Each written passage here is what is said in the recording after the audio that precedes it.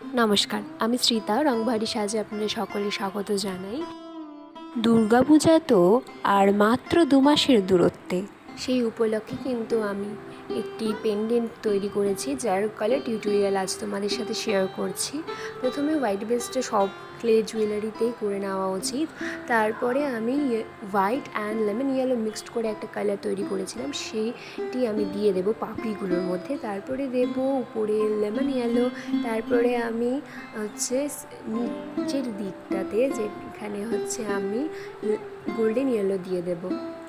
এরপর উপর দিকটাতে কিন্তু গোড়ার দিকটাতেই কিন্তু আমি হোয়াইট কালারটাই রেখে দেব। আর পরের দিকে আমি বেশি করে হোয়াইট কালার দিয়ে দেবনি, সেটা আমি রেকর্ড করতে পারিনি।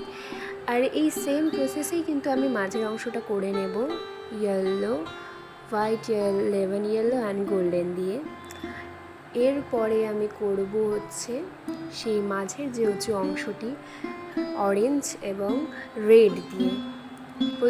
আর এই সব কালারগুলো কিন্তু ভালো করে ম্যানেজ করতে হবে, নাহলে কিন্তু ভালো লাগবে না। আর হালকা করে করতে হবে, হালকা করে অল্প করে রং তুলিতে নিয়ে একটু জল দিয়ে হালকা করে নিয়ে তারপরে করতে হবে।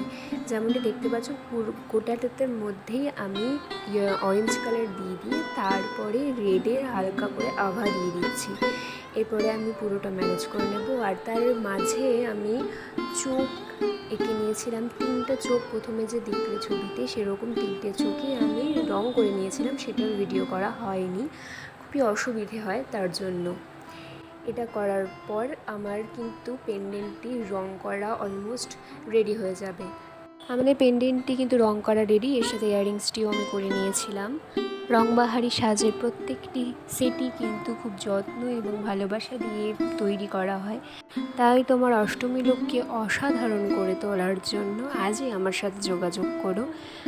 ডেসক্রিপশনে বলে দিয়েছি কিভাবে যোগাযোগ করতে পারবে। এই বিষয়ে কোনো প্রশ্ন থাকলে অবশ্যই জানাবেন এবং এ ধরনের আরও ভিডিওস দেখার জন্য সাবস্ক্রাইব করতে একদম ভুলবে না। ধন্যবাদ।